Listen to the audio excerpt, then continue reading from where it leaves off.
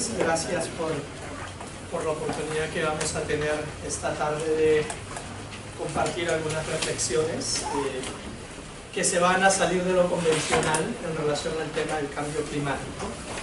Hay quienes consideramos que tenemos que procesar un pensamiento de desborde, es decir, un pensamiento que rompa los bordes o que rompa las convencionalidades en relación a lo que viene siendo el tratamiento a nivel internacional, a nivel de América Latina y a nivel del Perú respecto de un tema tan crítico como el cambio climático.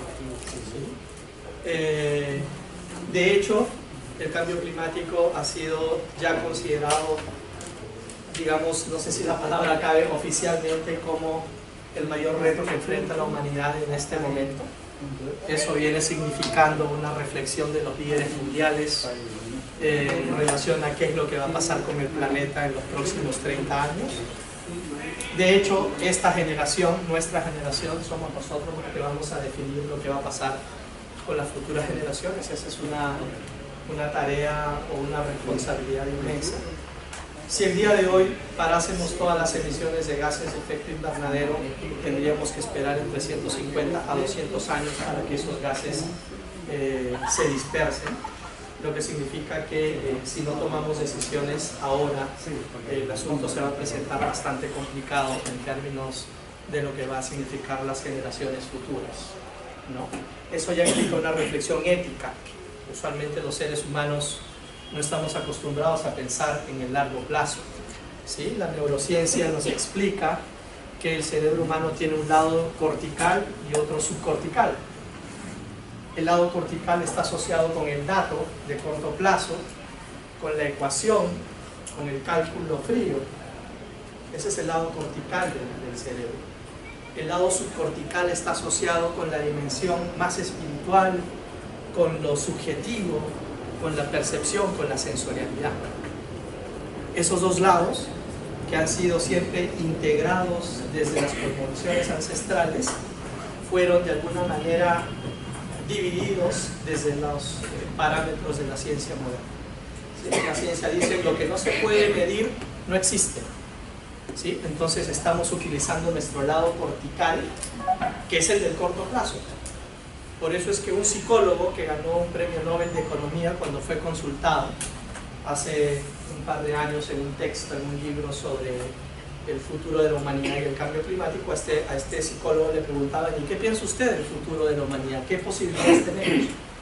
Y él decía: lamento ser pesimista, pero no tenemos ninguna posibilidad, porque los seres humanos solamente pensamos en el corto plazo por la formación que hemos recibido en nuestras escuelas y en las universidades, porque las disciplinas en las que nos hemos formado, sociología, biología, matemática, historia, física, son muy disciplinares, ¿sí? Y están muy asociadas con esa perspectiva cortical, con el dato, con el cálculo. Hemos anulado el lado subcortical y eso nos está generando problemas porque no desarrollamos miradas de mediano y de largo plazo. Por eso es que probablemente no nos preocupe lo que va a pasar con las futuras generaciones y seguimos pensando en cuál es el teléfono que nos podemos comprar mañana a partir de las funciones mejoradas que salen, ¿cierto? Entonces, eso tiene mucho que ver entonces con la mente humana. Y esa es la reflexión que vamos a desarrollar aquí, porque tiene muchísimo que ver con el planeamiento. Punto de partida entonces, tenemos que entender cómo está operando la mente humana, cómo está operando el cerebro humano para comprender o aproximarnos a la complejidad de un fenómeno como el del cambio climático, ¿sí? Entonces, vuelvo al tema, le preguntaban a este psicólogo: y entonces ciertamente no tenemos alternativas, y él dice: no, porque las decisiones que tomamos los seres humanos están muy atadas al corto plazo, y el cambio climático implica una reflexión de aquello que no vamos a ver nosotros, de aquello que no podemos ver que está ocurriendo, pero que está ocurriendo y que está ocurriendo en la Tierra. Y porque además, y esto lo refiere mejor el maestro Edgar Morin, nosotros tenemos varias conciencias. No solamente tenemos una conciencia humana o una conciencia ecológica, tenemos también una conciencia telúrica y tenemos una conciencia cósmica. Tenemos varias conciencias. Y todo eso está entrelazado, pero nuevamente desde las propuestas de René Descartes ¿no es cierto? Y la fragmentación del objeto de estudio. El método de la ciencia nos ha llevado al fraccionamiento. Entonces hemos perdido la riqueza de la complejidad y de lo que significa el todo. ¿Okay? Entonces, esa va a ser un poco la mirada de lo que implica esta reflexión sobre ruralidades, ciudades y cambio climático. El nombre que me habían sugerido era otro, pero un poco para no perder la estética, hemos planteado esto como ruralidades, ciudades y cambio climático. Siguiente. Bueno, hay que poner en praxis lo que creemos, ¿cierto? Esa es una imagen de una compañera del Parque de la Papa, en el Cusco, en Pisa, que está pidiéndole permiso a la Madre Tierra para iniciar sus actividades. Así que yo particularmente quiero compartir con ustedes esta reflexión pidiéndole permiso a la Madre Tierra, a la Pachamama, o como dice el Papa Francisco en su encíclica Laudato Si, a la hermana Madre Tierra, para empezar esta reflexión. Siguiente. Miren, eso que ven ustedes allí no es un dibujo, es una suerte de escultura que está en un lugar que se llama Huaro, en el Cusco, donde hay piedras sagradas. Todas esas piedras revelan la conexión profunda, humanidad, tierra, cosmos, de nuestras culturas ancestrales. Esta es una de las piedras que está en ese lugar. Y quiero empezar con esta reflexión porque mucho de lo que tenemos que hacer es volver al origen. Y eso puede parecer extraño, pero decía hace un momento que tenemos que plantearnos reflexiones de desborde. Es decir, en la escuela, en la universidad, nos hemos metido en una cajita y está prohibido salirse de la raya. ¿Sí? El cambio climático nos está obligando a reflexiones de desborde, es decir, hay que salirnos de los bordes para encontrar soluciones, y luego vamos a ver cómo desde nuestra cultura tenemos posibilidades en nuestros países, en nuestras ciudades, de enfrentar de mejor manera que los países del norte un fenómeno como el del cambio climático. Siguiente. Bueno, Charles Dickens, y esta es una provocación, decía, era el mejor de los tiempos, era el peor de los tiempos, la edad de la sabiduría y también de la locura, la época de las creencias y de la incredulidad, la era de la luz y de las tinieblas, la primavera de la esperanza y el invierno de la desesperación. Teníamos todo por delante, no teníamos nada por delante. A mí me gustó esta reflexión de Dickens porque casi si nos pone en el límite de aquello que le está sucediendo a la humanidad, al planeta, a los países andinos. Acabamos de estar en Bogotá y Quito viendo cómo está la situación frente a los temas del cambio climático, y eso es lo que nos sucede actualmente. En verdad la humanidad tiene casi todo por delante, pero también tiene nada, y eso depende de las decisiones que tomemos hoy. No es un accidente que el presidente Barack Obama haya estado recientemente en el Ártico haciendo una reflexión política sobre lo que está pasando con las zonas glaciares. No es un accidente la encíclica del Papa Francisco, Laudato Si, en donde juega una posición política frente al tema ético en relación al cambio climático. No es un accidente su discurso en el Congreso de los Estados Unidos, ni mucho menos es un accidente su discurso en las Naciones Unidas.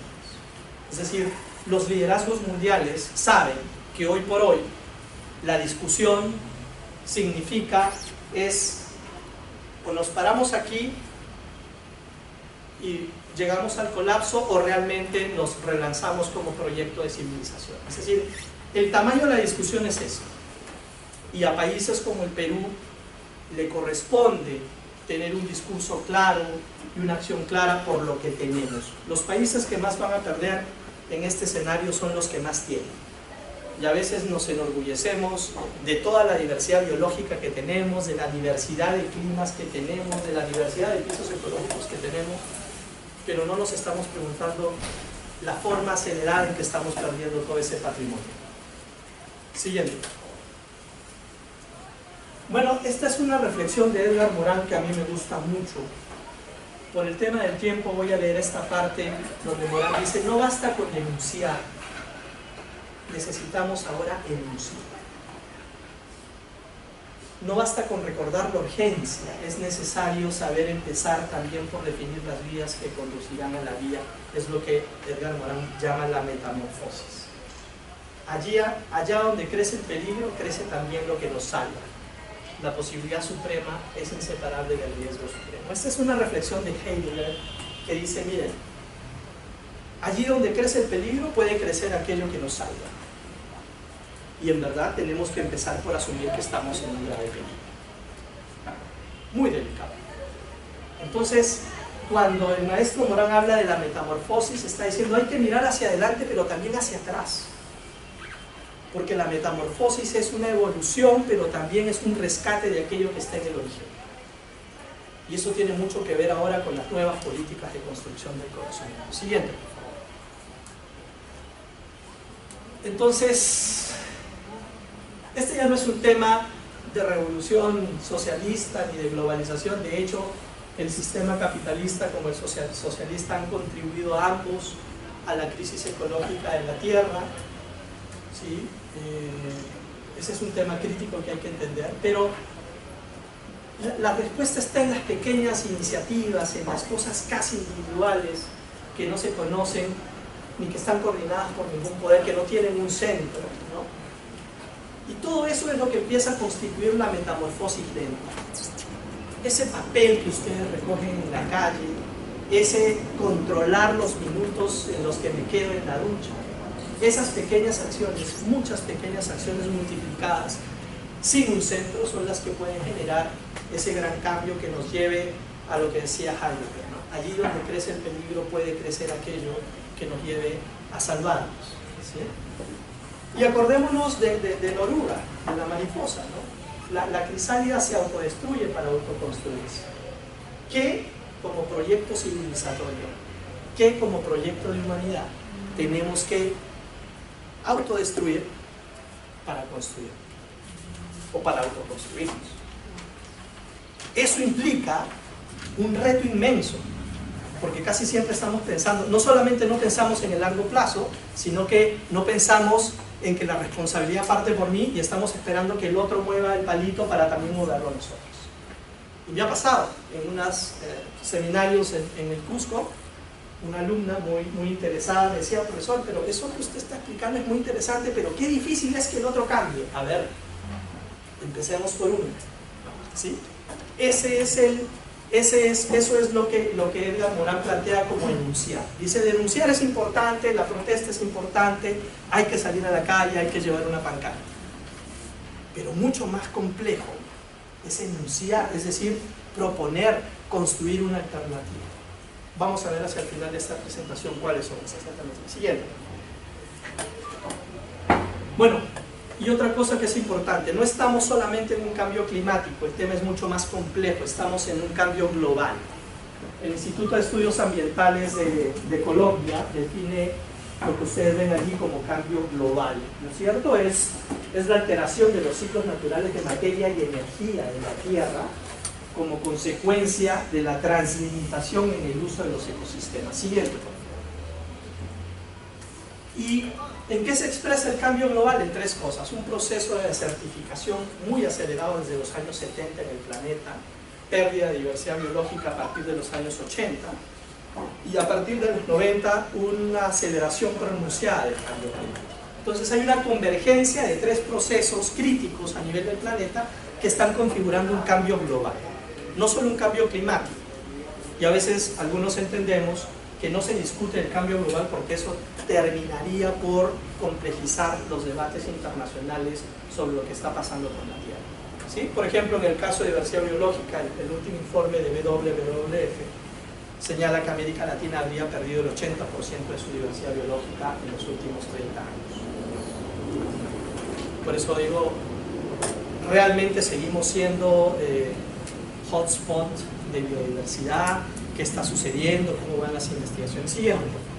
Vamos a correr un poco. Bueno, la Convención Marco de Naciones Unidas sobre el Cambio Climático, que señala que estamos dentro de un cambio climático antropogénico, es decir, de causa humana. Cambios climáticos han habido en el mundo, ciertamente han habido varios, pero que este es uno causado por la actividad humana, al 97% de certeza científica se entiende que es un cambio generado por la actividad humana. Siguiente. Lo que ustedes ven allí son las líneas de tendencia de las emisiones de gases de efecto invernadero y ven como desde 1800 en adelante se ha incrementado la emisión de gases de efecto invernadero. Digamos, si cruzamos estos datos con el calentamiento del planeta, vamos a encontrar una coincidencia entre las revoluciones industriales, la emisión de gases de efecto invernadero. Siguiente. Consumo anual de energía primaria. ¿Qué regiones están consumiendo energía primaria, ¿sí?, del planeta? Los países industrializados, ¿no? Asia, América del Norte, Europa, Oriente, África, Latinoamérica van por allí como Oriente Medio. Pero ustedes ven allí cómo hay una distribución del consumo de energía que es bastante ascendente. Siguiente.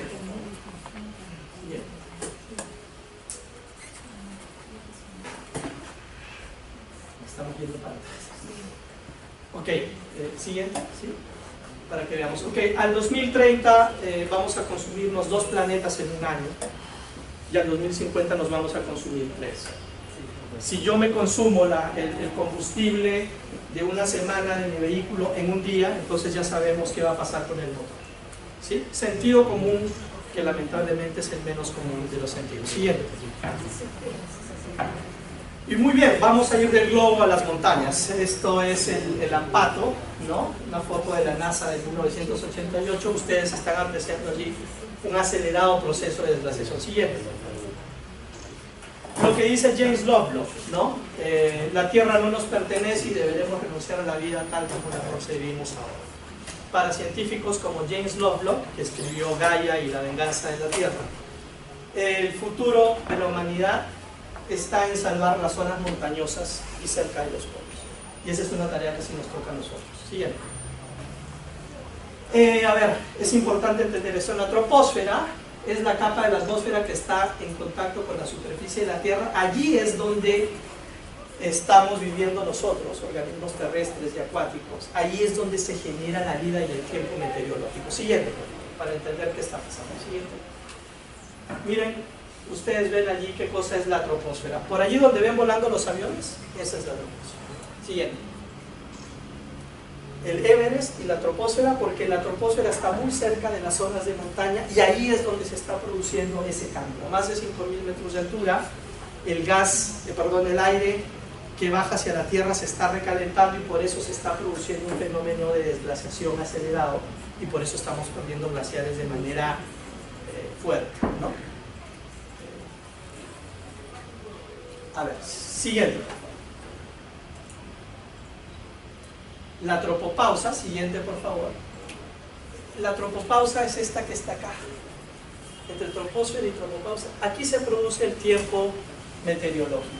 Esos cambios que estamos viendo en el planeta, ¿sí?, se producen en esta pequeña línea que está acá, que parece casi ínfima, pero que es la que está generando toda esa grave distorsión a nivel climático. Siguiente.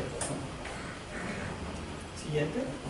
Ustedes ven allí, digamos, cómo desde la punta del Everest hacia 18 kilómetros para arriba, en esos 18 kilómetros se está jugando el futuro de la Tierra, del planeta. Creo que es importante que lo entendamos para saber de qué estamos hablando. Siguiente, por favor. Sí. Miren todo lo que estamos poniendo en riesgo. Estos son los ecosistemas de los Andes del norte y del centro de los países de la subregión andina. Siguiente, por favor, vamos a ir más rápido. El Perú tiene el 52% de esos ecosistemas críticos e importantes a nivel de los países andinos están en el Perú. ¿Sí? Es el país que más ecosistemas tiene. Además, a nivel de la Tierra,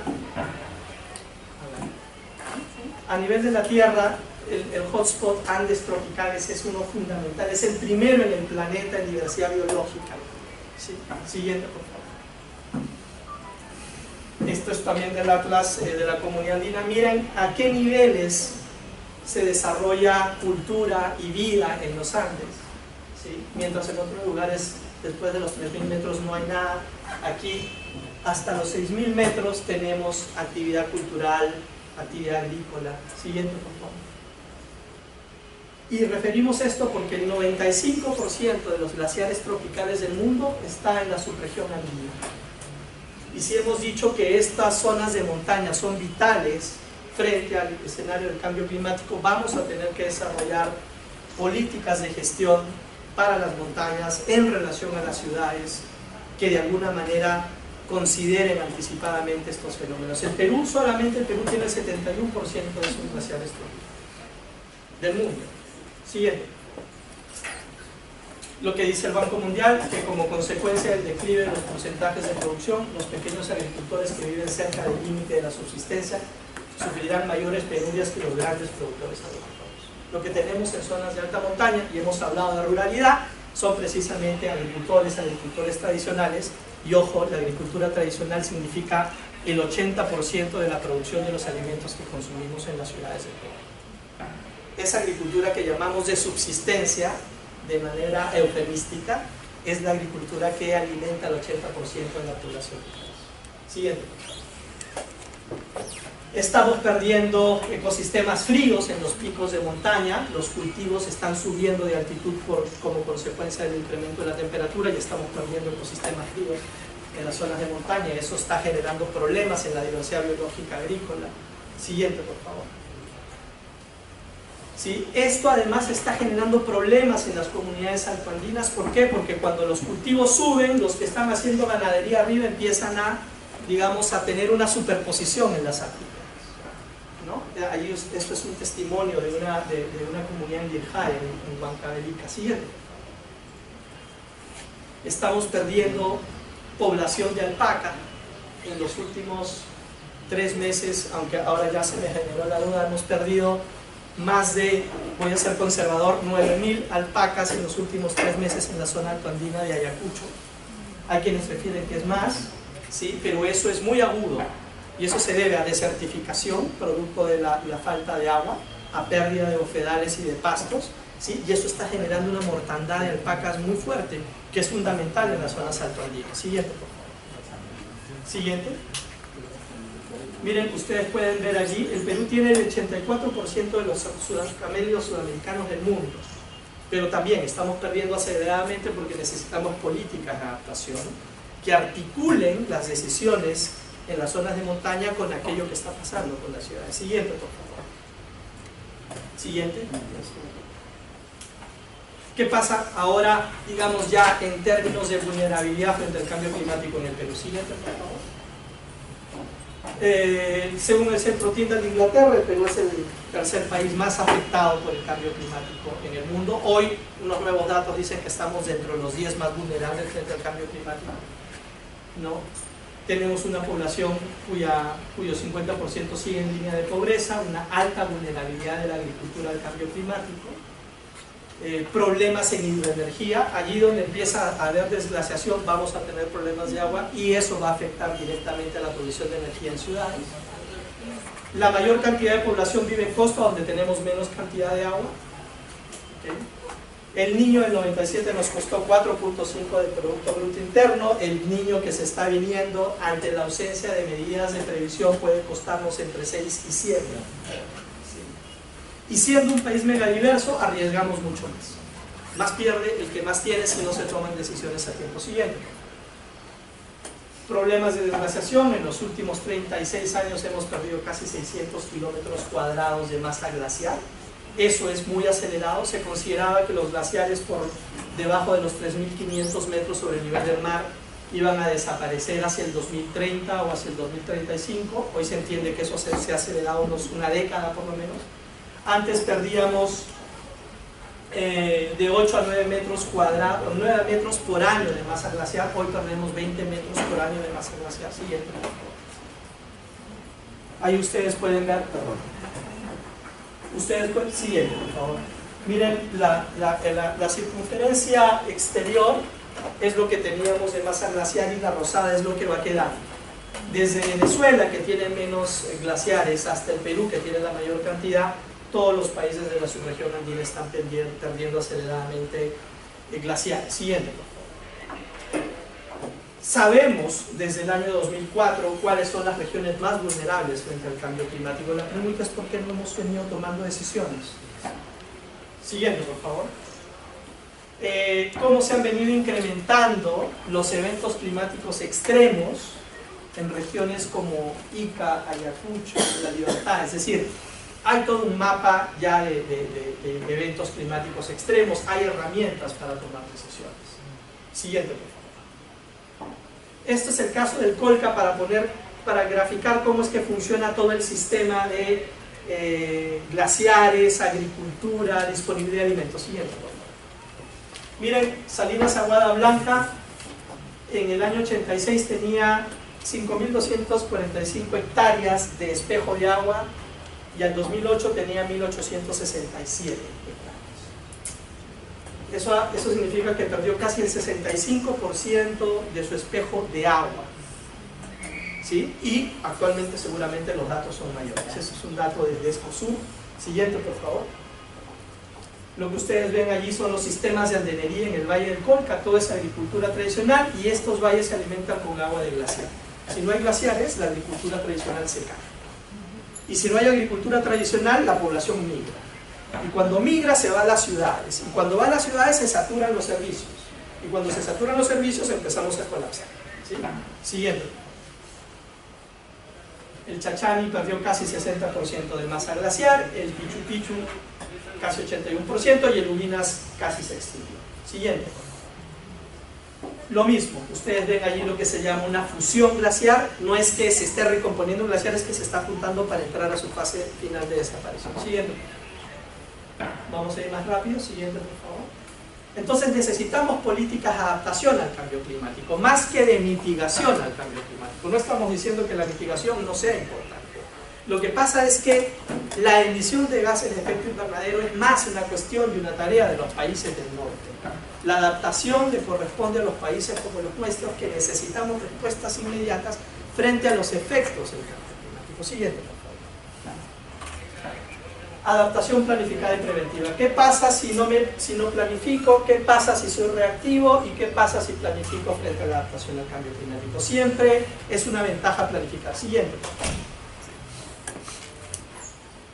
¿Qué implica entonces el cambio climático frente a un posible colapso? Siguiente, por favor. Miren, culturas como las mayas colapsaron. Y colapsaron por 4 errores. Sobrepoblación, sobreconfianza en su tecnología hidráulica, destrucción de territorios y medio ambiente, ¿sí?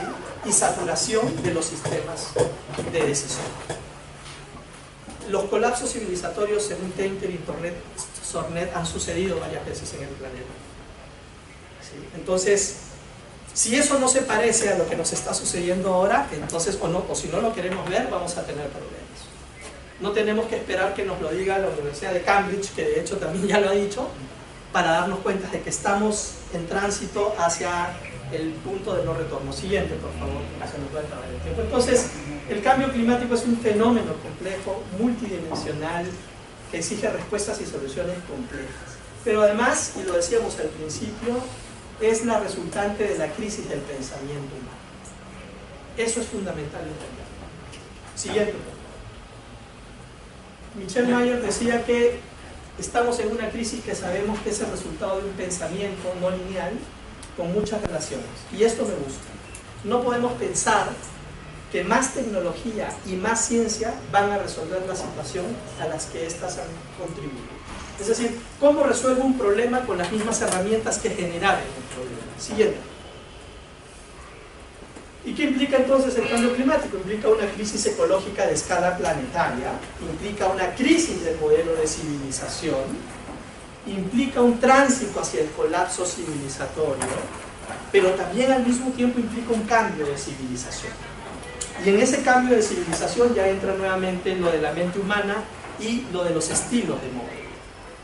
Y a eso es a lo que tenemos que nosotros arribar. Es, ¿estamos dispuestos o no a jugarnos el lifestyle, como decía George Bush, papá?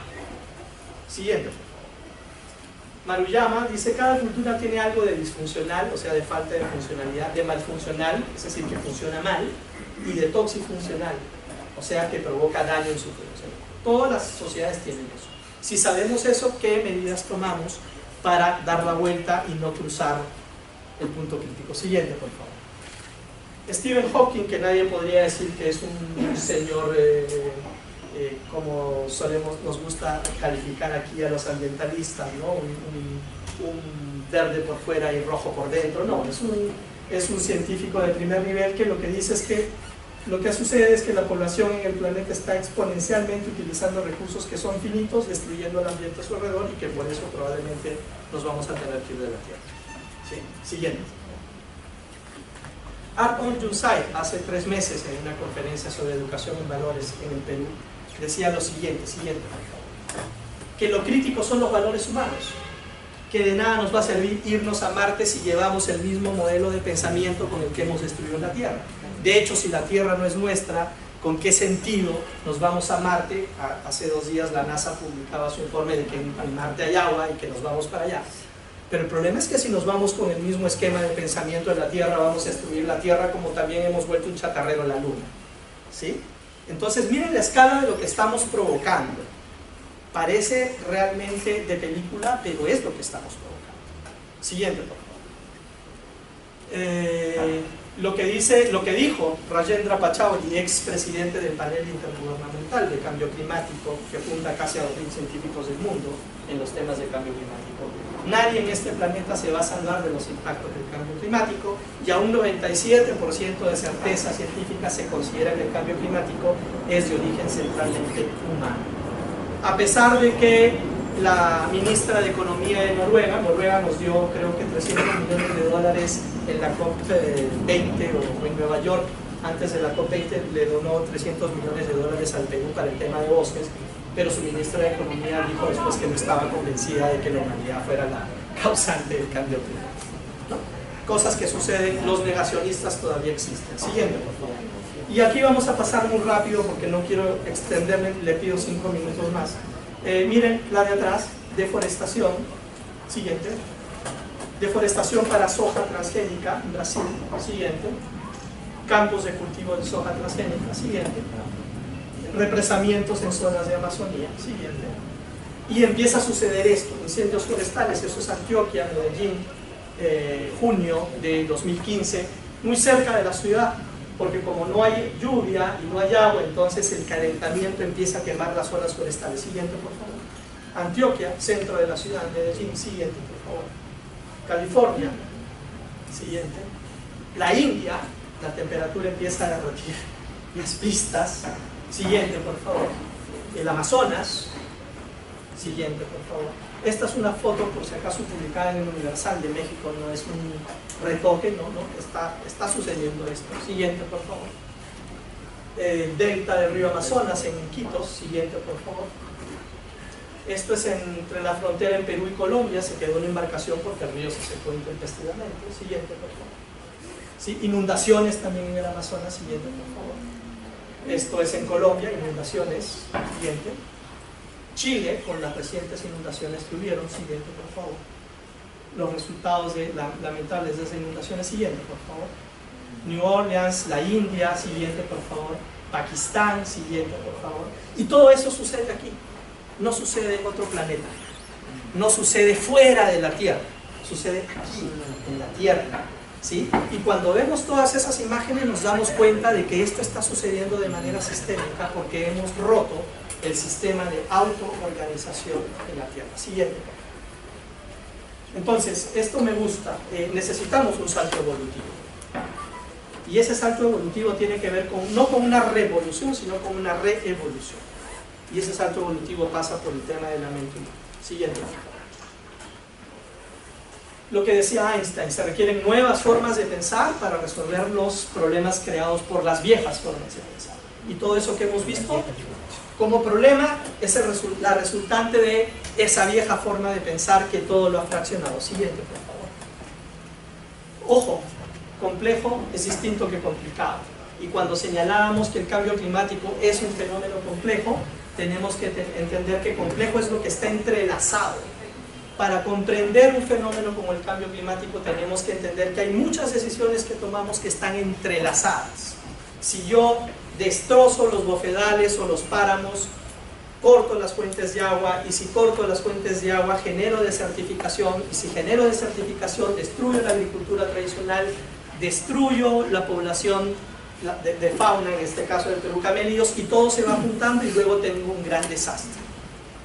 Esa visión sistémica es la que plantea la complejidad. Y aquí está Enrique Elías de la Red Ambiental Peruana y Oscar Toro de Descosur, con quienes trabajamos esas reflexiones. Siguiente, por favor. Ancestralidad, desborde y tiempo circular. Aquí vienen las soluciones que nosotros como cultura tenemos y que tenemos que además trasladarle al mundo. Lo que ustedes ven allí no se ve bien, es un cielo, es el Hatun Mayu o la Vía Láctea desde Choquequirao en Cusco. Siguiente, por favor. ¿Tenemos alternativas entre la crisis de civilización? Es decir, el cambio climático como expresión de la crisis de civilización. Sí. Y esa alternativa es repensarnos como proyecto civilizatorio. Eso significa volver a pensarnos como proyecto civilizatorio. Hacer las transiciones para el cambio de civilización, asumir la profundidad de la complejidad, perpetrando nuestra metamorfosis, es decir, vamos hacia adelante, pero rescatamos el origen, asumir desde la ecología profunda la interdependencia, y eso es fundamental, de los fenómenos. Es decir, lo que yo muevo en la derecha va a tener un efecto en la izquierda. Siguiente, por favor. Vamos para adelante. Miren, vamos viendo, esto es en el Cusco, está muy cerca del Cusco. Es un mandala del tiempo, que significa círculo sagrado en sánscrito.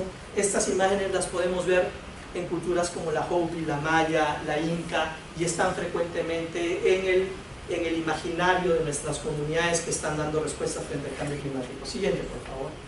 Esto no es una laguna, voy a decir, natural, es una construcción biocultural. Esto es siembra y cosecha de agua en las zonas altas de Ayacucho. Es inmensa, como también las tiene Desco Sur en Arequipa. ¿Sí? Es decir, la cultura en la comprensión del entorno sí puede generar construcciones bioculturales. La ciencia me dice que no va a haber agua. La sabiduría ancestral me está diciendo cómo compenso. Necesito construir otras políticas de conocimiento. Siguiente, por favor, vamos a pasar muy rápido. Esto genera una gran diversidad biológica agrícola. Siguiente, por favor. Miren, el presente y el pasado. Y el sentido es el mismo. El Huilla y Huayna, desde donde se observa los cielos para planificar la agricultura, y un centro astronómico moderno. Siguiente, por favor. Hace 3000 años el monolito de Sechín hace una referencia de cómo nuestra cultura miraba el cielo bajo ese principio de cómo es arriba, es abajo, para planificar la agricultura. Siguiente, por favor. Sí, los instrumentos que se utilizaban, ¿no? El Inti Sayhuana, para hacer el planeamiento astronómico o agroastronómico. Siguiente, por favor. Eso que desde el norte es la Vía Láctea, desde las montañas andinas es esto. Siguiente. Siguiente. Es el Hatun Mayu desde las montañas andinas. Los sistemas de constelaciones se forman por polvo cósmico. ¿Sí? Siguiente, por favor. Esto es Caral hace 5000 años atrás. Siguiente, por favor. Miren el Intihuatana de Caral hace 5000 años y cómo el Intihuatana de Machu Picchu se mantiene, por lo que se llama un mitograma, o la traslación del conocimiento de manera intergeneracional. Siguiente, por favor. El sistema circular de Caral, el sistema circular de Moray en el Cusco. Siguiente, por favor. Los sistemas de observación en Chanquillo, sistemas de observación astronómica para la agricultura. Siguiente, por favor. Son puras imágenes. Siguiente, por favor. El sapo de Caral hace 5000 años, vinculado con el rayo y el agua para la agricultura. El sapo en las líneas de Nazca 3500 años después. Siguiente, por favor.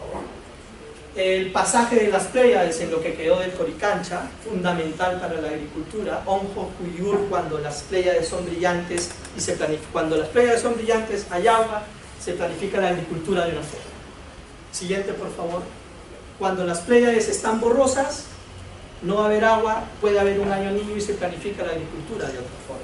Estos son espejos astronómicos en el Templo de los Espejos en Machu Picchu. Los arqueólogos decían que eran unas cocinetas de piedra donde se cocina. No, son espejos astronómicos. Siguiente, por favor. Siguiente. Siguiente, por favor. El dato que les di es un estudio científico de etnoclimatología en los Andes publicado por la Universidad de Berkeley con el equipo de Orlov y Kenny, que al 99% de sus resultados coincidían con los datos que aportaron las comunidades en el trabajo de campo. Siguiente, por favor. El templo de Tipón, el templo del agua en el Cusco. Siguiente, por favor. Este es un espejo de agua en Tipón. Siguiente. Y miren cómo se planificaba la observación astronómica mirando las Pléyades a través de estos sistemas de observación. Entonces, no es solamente un dato arqueológico, es una cuestión mayor que tiene que rescatarse para la construcción de políticas de conocimiento. Esto es lo que nosotros como país podemos aportar. Siguiente, por favor, que son puras imágenes. Miren, el astrónomo maya. El astrónomo está ahí mirando, el ojo del astrónomo parece una estrella mirando otra estrella. Nuevamente, relación tierra, humanidad, cosmos. Es un ojo mirando a otro ojo. Este es Tlaloc, el dios azteca, o la divinidad azteca de la lluvia. Manejaba hasta 8 tipos, ustedes ven los báculos, hasta 8 tipos diferentes de lluvia. Y hace poco en el Cusco un amigo me decía, he estado con las comunidades en la zona de Pisa y siguen manejando tipos de lluvia que nosotros no conocemos, ¿sí? Con ese dato tan sofisticado se gestiona la agricultura en los Andes en el Perú todavía. Siguiente, por favor. La chacata, 6.000 años de antigüedad, es el registro más antiguo en Chao. Ustedes la ven allí. Siguiente, por favor. Esta era la plancha de oro que estaba en el Coricancha y ustedes pueden ver allí cómo la chacata es fundamental en el planeamiento agrícola andino. Siguiente, por favor. La chacata en Chavín, ¿no? Cultura panperuana, es decir, es un poco difícil hablar de que el conocimiento moderno tiene que validar el conocimiento ancestral. Lo que tenemos que hacer es construir puentes. Siguiente, por favor. Tiahuanaco, igual. Siguiente, por favor. Siguiente, son puras imágenes. Ven ustedes nuevamente allí, en estos dioses alados, nuevamente la chacata como fundamento del planeamiento agroastronómico, ¿sí?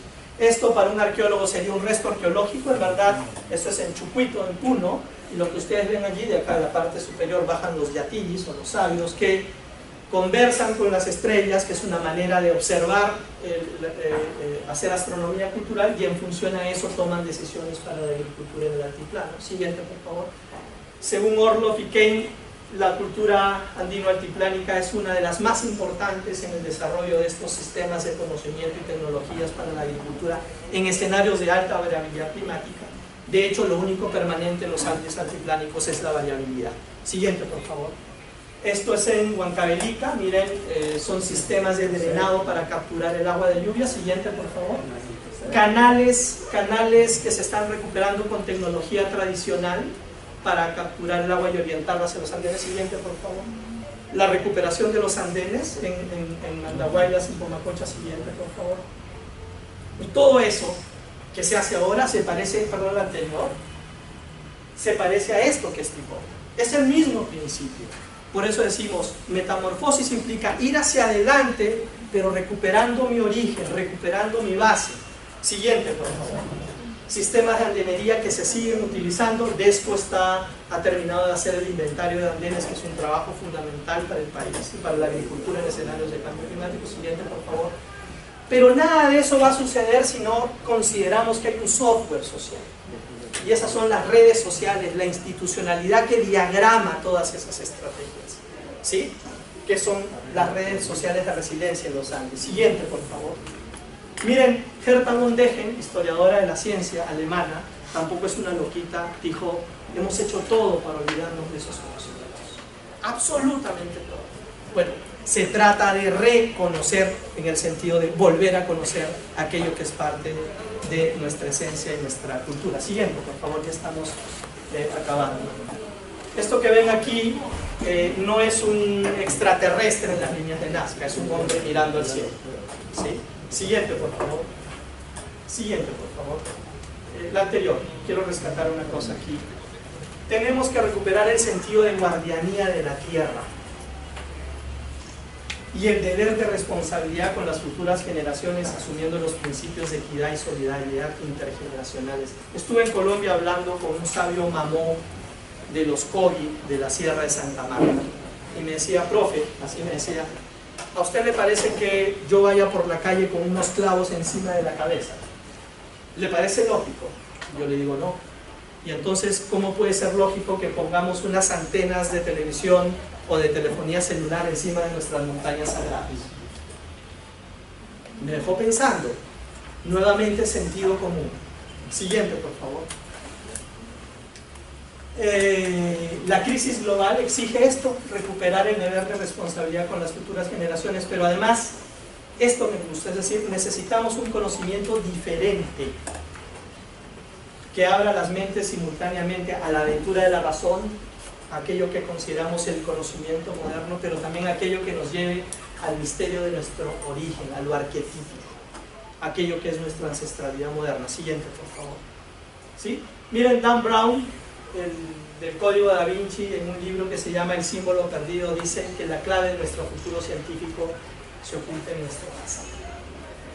Mucho de eso tiene que ver con políticas de construcción del conocimiento que, gracias a Dios, en el caso de Perú se están incorporando a la Estrategia Nacional de Cambio Climático. Pero eso tiene que ver con cómo construimos conocimiento en nuestras escuelas, en nuestras universidades, y cómo estamos formando a aquellos que diseñan políticas y toman decisiones.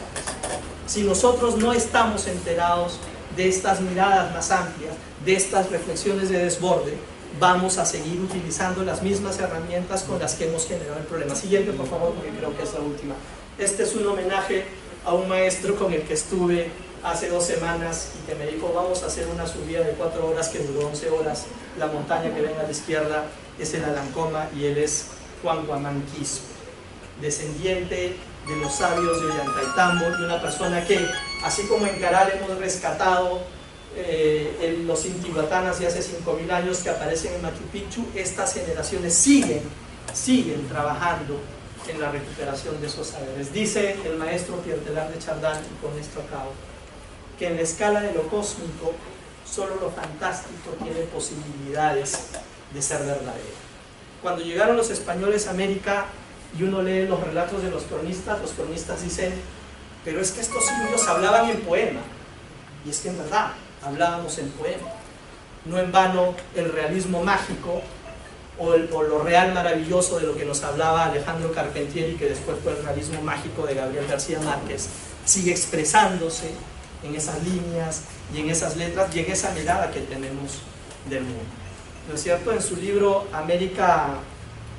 en un libro que se llama América Profunda, se nos hace referencia a eso. Es decir, América es eso. Nosotros como cultura somos eso. Entonces tenemos que asumirnos como lo que somos y dejar de ser lo que no somos. Y eso es lo que nos está pasando. Si no entendemos la relación entre esta ruralidad tan sabia y tan rica con las conexiones o interconexiones con nuestras ciudades, vamos a tener graves problemas en el corto plazo. Y eso implica ya una decisión que pasa primero por una reflexión interna de hacia dónde quiere ir cada uno frente a este problema. Siguiente, creo que ya con eso acabamos. ¿No? Sí, muchísimas gracias. Creo que me pasé 10 minutos.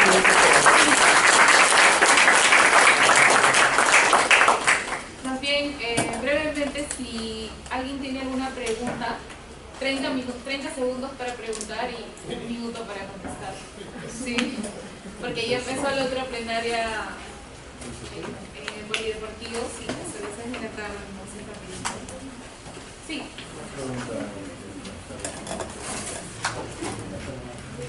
Es cierto que los consumidores de productos de la agricultura tradicional ya mencionamos que se produce por un 65% de lo que consumimos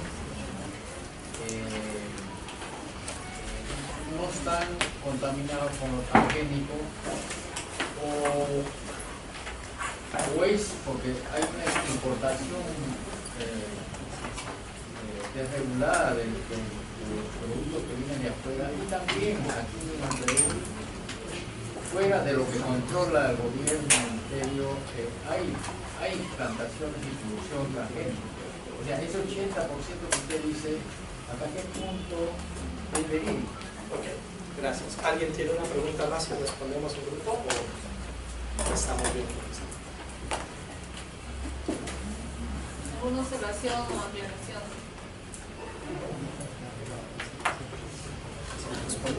Ok, bien, el tema de la agricultura tradicional es fundamental en escenarios de cambio climático y mucho más aún para los países andinos, ¿sí? Por la cantidad de diversidad biológica agrícola que producen los países andinos. El 30% de la diversidad biológica agrícola del mundo o que circula en el mundo, los cultivos que están dando vueltas en el mundo salen de los países andinos.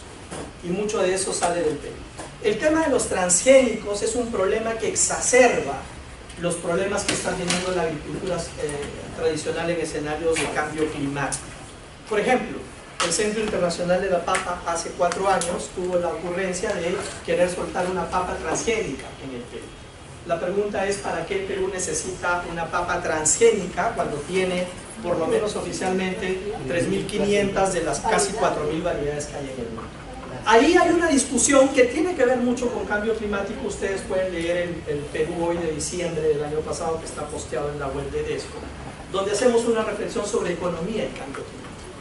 Hay quienes dicen, hay una Comisión Mundial de Economía y Cambio Climático, hay quienes dicen de que sí es compatible plantear economía de mercado y enfrentar el cambio climático.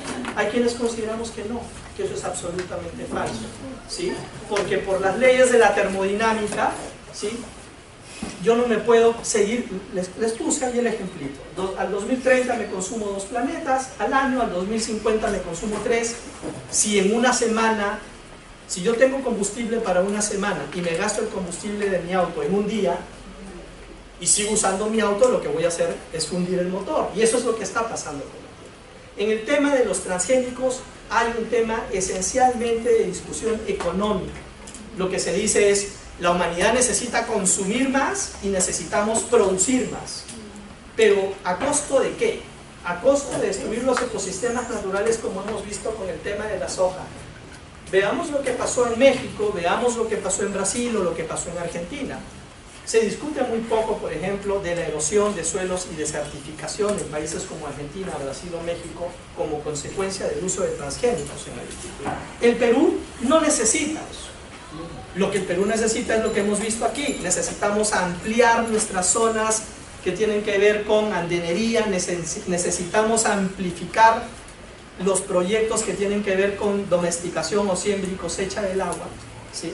¿Cómo se ha gestionado el territorio en los Andes? Y esa es una hipótesis de trabajo que venimos desarrollando. En los Andes se ha gestionado el territorio a través de la amplificación por multiplicación. Yo multiplico muchas pequeñas obras y muchas pequeñas acciones de manera planificada y paso de la sostenibilidad de pequeña escala a la sostenibilidad a escala mayor. Y si alguien quiere discutir de eso, pues bueno, le tendremos que decir que tienen que leer la introducción del libro de la Academia Nacional de Ciencias de los Estados Unidos, que se llama en inglés The Lost Crops of the Incas, o los cultivos perdidos de los incas.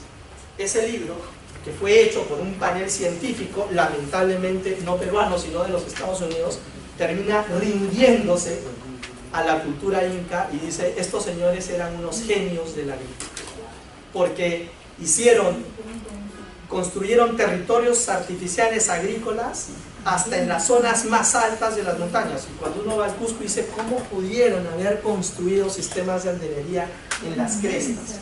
¿Y cómo pudieron haber drenado el agua?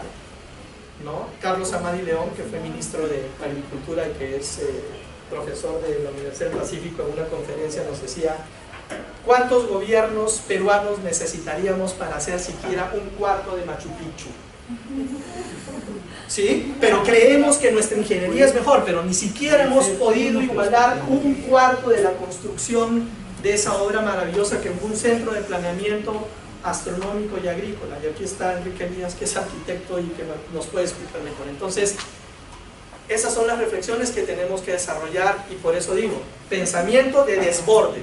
Es decir, lo que la teoría me dice o la ingeniería me dice que debo entender en este cuadradito, nosotros tenemos que salirnos del cuadrado para entender que hay otras visiones, hay otros conocimientos y otras alternativas para responder frente al cambio climático. Y ojo, estos conocimientos, estas tecnologías, estas sabidurías son las que están siendo buscadas precisamente para ser comprendidas y dar respuestas, porque la ciencia hasta hoy, lamentablemente, con todo lo que se ha hecho, el planeta se sigue calentando. Es decir, la ciencia con todo lo que ha hecho no ha podido frenar la emisión de gases de efecto invernadero y el planeta se sigue calentando. No sé si... Yo solo... No sé quién va a primero. ¿Tú primero? Gracias, solo quería hacer un comentario. Yo he estado en los primeros talleres en procesos demográficos urbanos-rurales, en articulaciones, y nos comentaba el ingeniero Rómulo que no sabía, o sea, que empezó haciendo ciudad, planificación y desarrollo urbano desde la zona rural a la zona urbana, y que ahora está haciendo lo inverso, se está yendo del urbano a lo rural porque la gente está migrando mucho a las ciudades. Entonces, ¿cuál sería la perspectiva? Para mí, después de toda la explicación, la idea lógica está clara, es potenciar estas zonas rurales con conocimiento ancestral típico de su propia geografía. ¿Cómo se deberían desarrollar las ciudades? Bueno, ya en verdad supongo que Lima y todas las ciudades capitales estamos yendo en un proceso que no está muy acorde con los cambios climáticos y con toda la estrategia que se debe tener, pero las ciudades rurales, ¿cuál debería ser esa estrategia que deberíamos tener para el desarrollo de las ciudades rurales del interior de nuestro país, ¿no?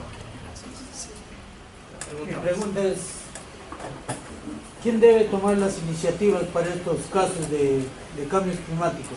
Si hay gobiernos que peor nos están trayendo a peores cosas, la minería, hacen consorcios que nos desgradan la selva, por decir. Ellos tienen que tomar la iniciativa de cambiar los cambios climáticos, dar el inicio de esas cosas. Eso es. Gracias. Sí, a la pregunta que me hacía nuestra compañera. Primero, las ciudades rurales, digamos, no necesitan pasar por un gran proceso de redensificación. Lo que las ciudades rurales necesitan, básicamente, es un fortalecimiento en sus sistemas de gestión. Lamentablemente, los países de América Latina y particularmente países como el Perú no tenemos una vocación por el planeamiento. Somos muy catequistas, ¿sí? Cuando a partir de los años 90 se privatizó todo en el país y se cerró el Instituto Nacional de Planificación, la palabra planificación era mala palabra, era muy mala palabra, ¿sí? Luego la cambiaron por planeamiento, ¿no es cierto? Pero es en verdad lo mismo, porque teníamos la tara de que planificación tenía que ver con los estados centralistas y estábamos en toda la moda del consenso de Washington y en liberalizar todo. ¿Sí? Hace 3 semanas estábamos hablando con Francis Fukuyama, el señor del fin de la historia y el último. Y me sorprendió su honestidad académica. Él decía, en verdad me equivoqué. Sí necesitamos Estado, sí necesitamos planeamiento y sí necesitamos una reconversión de los sistemas de gestión de nuestras ciudades. Tenemos que mantener el equilibrio posible en las zonas rurales y tenemos que desarrollar, digamos, ciudades intermedias con una redensificación en las zonas que tradicionalmente están en costa, porque tenemos tanta población en costa y no tenemos agua.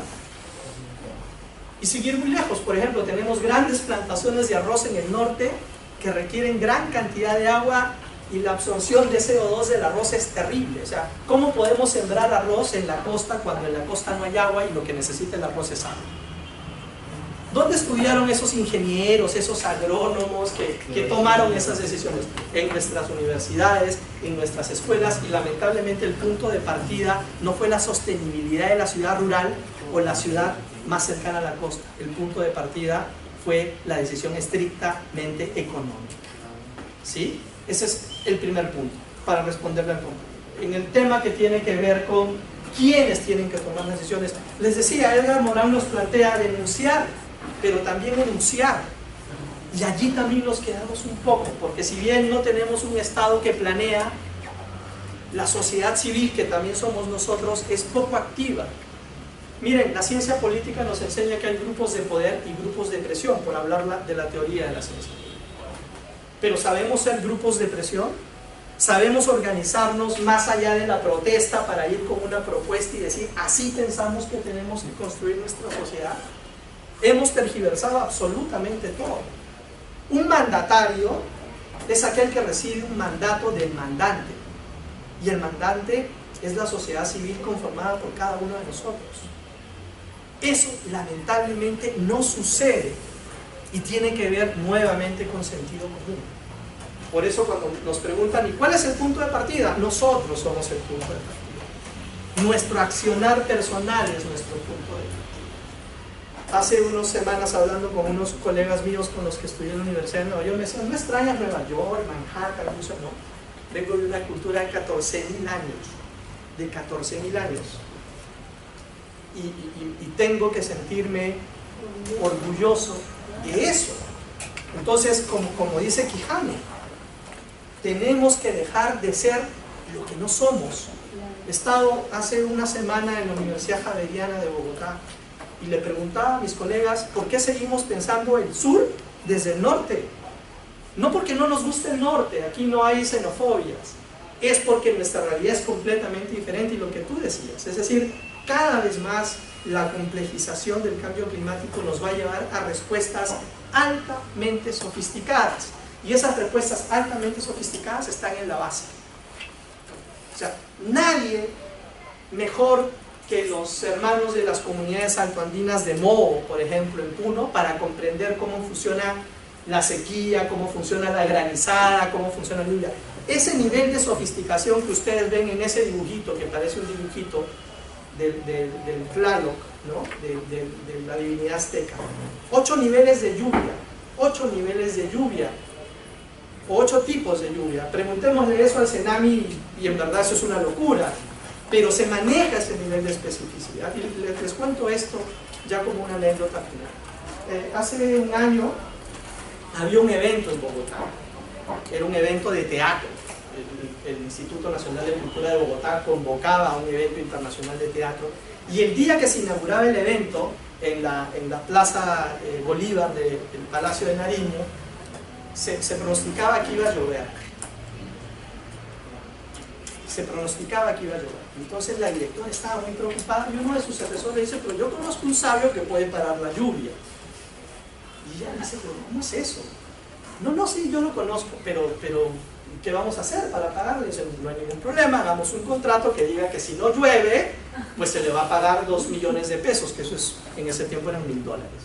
Muy bien, llegó el evento, sí, y el señor vino, bajó de la zona de pasto, y bajó con unas cuerditas y unas sonajitas y unas piedritas, y se puso detrás de donde era el evento, ¿no? Y entonces empezó a comunicarse con el cosmos, y no llovió. Y entonces al día siguiente el señor va y pide que le paguen su cheque, y le pagaron su cheque. Pero los medios de comunicación se enteraron y que hicieron un gran escándalo. Dijeron: ¿cómo es posible que gente que ha estudiado, así textualmente, que gente que ha estudiado en el pensamiento moderno esté creyendo en ese tipo de charlatanerías y cosas increíbles? Que no es posible que esto esté sucediendo en el siglo XXI. Entonces fueron a entrevistar a la directora del Instituto Nacional de Cultura de Colombia y le preguntaron: ¿y usted qué tiene que decir a todo esto? Y ella dijo: nada, solo que no llovió. Y no llovió, porque por alguna razón que no entendemos, esa sabiduría ancestral sigue funcionando. La gran discusión hoy, desde la Academia Nacional de Ciencias de los Estados Unidos hasta grupos de trabajo interdisciplinario y conocimiento, pasa por el tema de diálogo de saberes, de la conversación de estos dos epistemas. Si no, pregúntenle a la NASA por qué tiene sistematizados todos los sistemas de observación de astronomía cultural de los mayas, de los hopis, de los incas, etc. Por ejemplo, hace un tiempo se negaba lo de las tormentas solares. Si ustedes leen el Chilam Balam de los mayas, ahí hay una referencia a las tormentas solares que iban a haber en esta tierra. La NASA lo negaba, decía: no, eso es absolutamente falso, etcétera, etcétera. Y bueno, después los científicos dijeron: en verdad se ha producido un salto cuántico, entonces el plasma del Sol sí está llegando a la Tierra. Bueno, estas culturas ancestrales, por alguna razón que todavía no entendemos, lo sabían. Entonces tenemos que volver a pensar. Por eso la invocación es una conspiración. Y Pierre Teilhard de Chardin, en una definición maravillosa, decía que conspirar no es otra cosa que respirar juntos. Y de eso se trata. Tener como punto de partida nuestra esencia, el cambio hacia el interior, pero para aproximarnos en un colectivo que nos permita respirar juntos, y sobre todo entender que en esta crisis de ética, porque mucho tiene que ver con la crisis de ética, la vida del mensajero es el mensaje. Entonces el cambio empieza por acá. Gracias.